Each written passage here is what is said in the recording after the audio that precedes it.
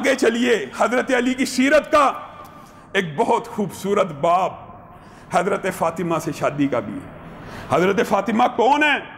حضرت حذیفہ بیان کرتے ہیں۔ حضرت حذیفہ ایک مرتبہ میں بہت دیر نبی کریم صلی اللہ علیہ وسلم کے ساتھ تھا، بہت دیر ہو گئی اور حضرت حذیفہ کا معمول تھا نبی کریم کے ساتھ چھوڑنا گوارا نہیں تھے کرتے، جب ان کا بس چلتا نبی کریم صلی اللہ علیہ وسلم کی صحبت اختیار کرتے، ان کو چھوڑتے نہیں تھے، ان کے پیچھے پیچھے چلتے تھے، جو کچھ نبی کریم کر رہے ہیں وہی کرنا شروع کر دیتے تھے، ان کے ساتھ ساتھ رہتے۔ ایک مرتبہ ایسے ہی معاملہ ہوا، بہت دیر تک نبی کریم کے ساتھ پھرتے رہے، واپس گئے، ان کی والدہ کو غصہ آ گیا، صبح سے نکلا ہوا ہے، کہاں تھا؟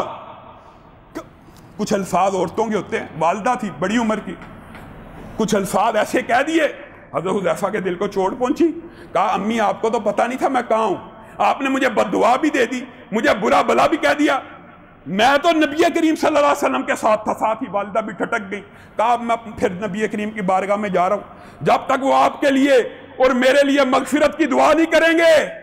دیکھیں غیر ارادی طور پہ، غیر فطری طور پہ، بغیر عصیان کی نیت سے، بغیر نافرمانی کی نیت سے والدہ نے چند الفاظ کیے، بیٹا تڑپ اٹھا کہ کہیں نبی محترم کی صحبت کے بارے میں جو الفاظ کہے ہیں ان کی وجہ سے میری والدہ کی پکڑ نہ ہو جائے، تڑپ کے نکل گئے، اور تم ایسے بے ضمیر ہو، نبی کریم صلی اللہ علیہ وسلم کے صحابہ کے بارے میں زبانوں کو دراز کرتے ہو اور تمہارا ضمیر نہیں جاگتا۔ ابھی والدہ نے کچھ نہیں کہا، حضرت حذیفہ تڑپ اٹھے ہیں، نبی کریم کی بارگاہ میں آئے، کہا آقا میرے لیے اور میری والدہ کے لیے مغفرت کی دعا کیجئے۔ نبی کریم نے کہا جب تو آیا تھا تو نے ایک بندہ میرے ساتھ دیکھا؟ ہاں دیکھا تھا۔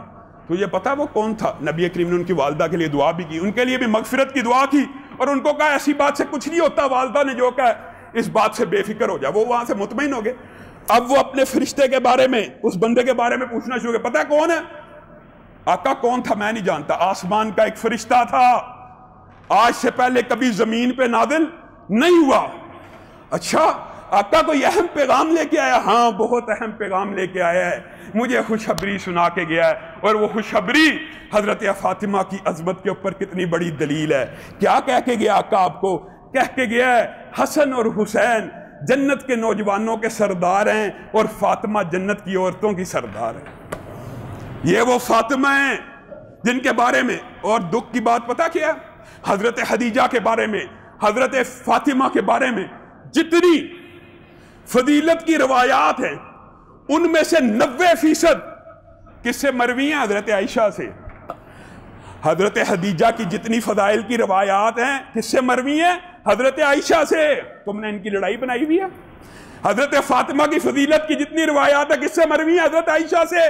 تم نے لڑائی بنائی ہوئی ہے۔ لڑائی ہوتی تو ان کی فضائل کو بیان کیا جاتا۔ حضرت عائشہ کہتی ہیں فاطمہ اتنی عظیم عورت تھی، فاطمہ کی اپنے والد سے اس قدر مشابہت تھی کہ میں نے مردوں میں بھی کسی مرد کو رسول اللہ کے اتنے مشابہت لگتے ہوئے نہیں دیکھا۔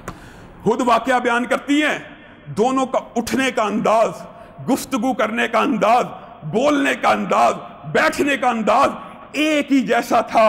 میں نے اپنی آنکھوں سے دیکھا کہ نبی کریم صلی اللہ علیہ وسلم کے پاس فاطمہ پروقار تمکنت سے دھیمے دھیمے انداز میں جس طرح رسول اللہ چلا کرتے ہیں ویسے آ رہی ہیں۔ رسول اللہ نے انہیں آتا دیکھا، اپنی نشست سے کھڑے ہوئے، ان کو مرحبا کہا، ان کو اہلاً و سہلاً کہا، ان کا استقبال کیا، ان کے ماتھے کو چوما، پھر جس جگہ بیٹھے تھے اس سے کچھ پیچھے ہٹے اور فاطمہ کو کہا آپ یہاں بیٹھیے۔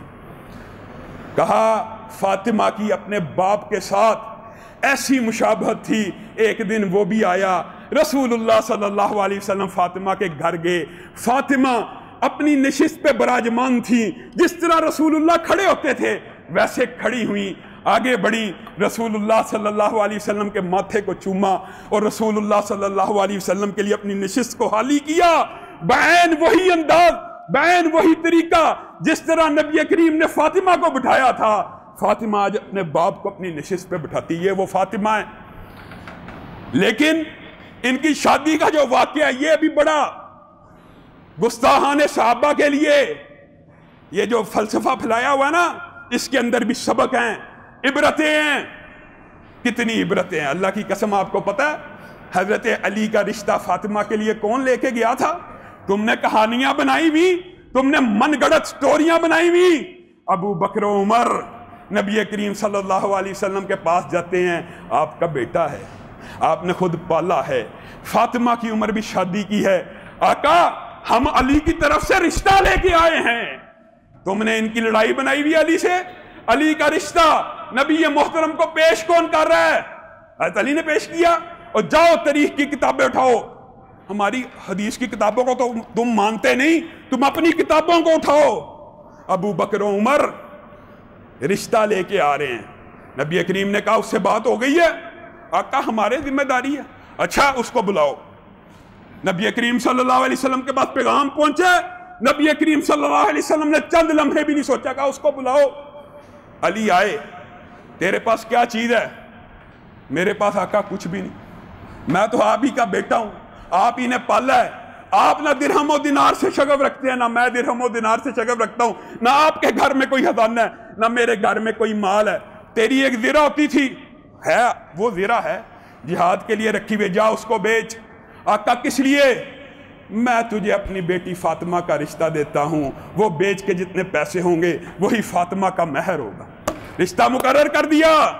آگے سنیے، کچھ دیر کے بعد حضرت علی نکل رہے ہیں بازار میں زرہ کو بیچنے کے لیے، ان کی کتابوں میں لکھا ہے۔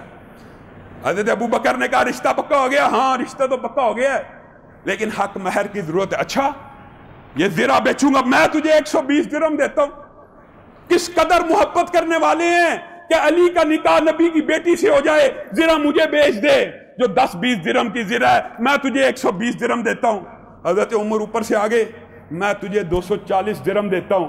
حضرت علی مسکرانا شروع ہو گئے، تھوڑا سا آگے گئے، کہا میں بازار سے ہو کے آتا ہوں، میں اس کی قیمت لگوا کے آتا ہوں۔ حضرت عثمان آ رہے ہیں، ان کے ساتھ دشمنی کی، ان کے ساتھ فتنوں کی، ان کے ساتھ لڑائیوں کی داستانیں بنائی ہوئی ہیں۔ علی کہاں نکلے ہو؟ اپنی زرہ بیچنے کے لیے نکلا ہوں۔ حضرت عثمان کے کلیجے کو چوٹ پہنچی، کیوں بیچتے ہو؟ نبی کی بیٹی سے شادی ہونی ہے، حق مہر ادا ہونا ہے۔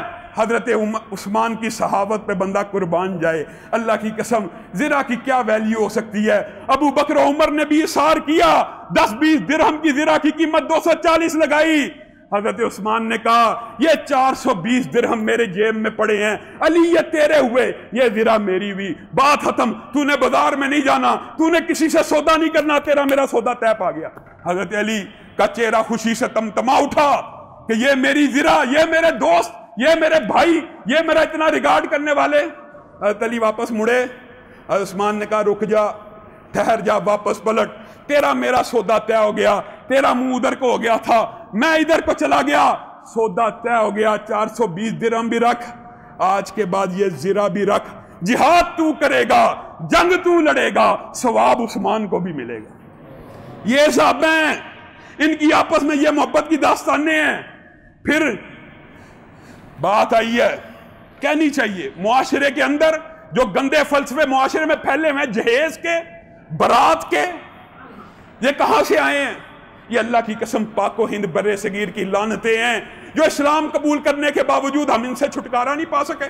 پوری ذخیرہ حدیث کو اٹھائیے، پورے ذخیرہ حدیث کو اٹھائیے، ایک حدیث کے اندر بھی آپ کو بارات کا لفظ نہیں ملے گا۔ کس کا ملے گا؟ ولیمے کا۔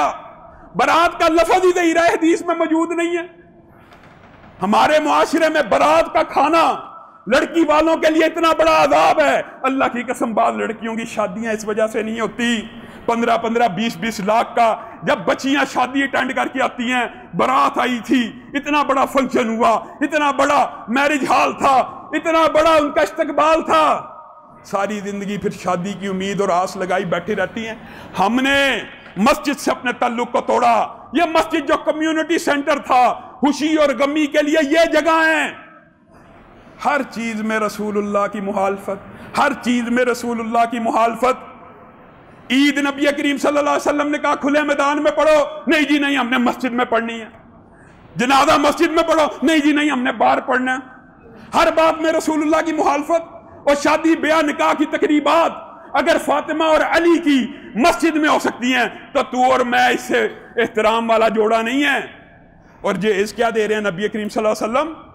ایک تکیہ کھجور کی چھال سے بھرا ہوا، ایک مشکیزہ، مٹی کے 2 گڑے ہیں۔ حضرت علی حضرت فاطمہ کو لینے آئے ہیں، نبی کریم صلی اللہ علیہ وسلم نے کہا ابو بکر و عمر کہاں ہیں؟ جب تک وہ نہیں آتے آقا ان کے آنا ضروری ہے. برات کا اسلام میں کوئی کنسپٹ نہیں. جو رشتہ لے کے آئے علی ان کو بھی ساتھ نہیں لے کے آئے. برات کوئی چیز نہیں اسلام میں. کہا ہاں ان کا ہونا ضروری ہے. کیوں آقا؟ وہ تیری طرف سے نکاح کے گواہ ہیں. یہ ابو بکر و عمر فاطمہ اور علی کے نکاح کے گواہ ہیں. میں نکاح پڑھاؤں گا اور فاطمہ کی طرف سے گواہ کون ہوگا؟ حضرت عثمان ہوں گے. لوگوں ان صحابہ کی آپس میں لڑائیاں بنائی ہوئی ہیں, آپس میں فطرے جھوٹ کی داستانیں, یہ ساری کی ساری تاریخ کے پیچھے. مجھے ایک بات بتلائیے, دین نبی کریم صلی اللہ علیہ وسلم کی ذات کے ساتھ مکمل ہے کہ نہیں؟ نبی کریم جب دنیا سے چلے گئے دین مکمل ہے. ایک ایسا مذہب فرقہ پاکستان میں موجود ہے جن کا دین نبی کی وفات سے شروع ہوتا ہے. ہمارا دین نبی کی وفات پہ ختم مکمل. ان کی ابتدا اور کہانیوں کی ابتدائی نبی کریم کی وفات سے شروع ہوتی ہے. دین کی ابتدائی نبی کریم فوت ہوئے, وہاں سے کہانیاں گڑنا شروع کرتے ہیں. اللہ رب العزت ایسے فتنوں سے ہم سب کو محفوظ رکھے. جو کہا گیا جو سنا گیا اس کو سمجھنے کی توفیق عنایت فرمائے.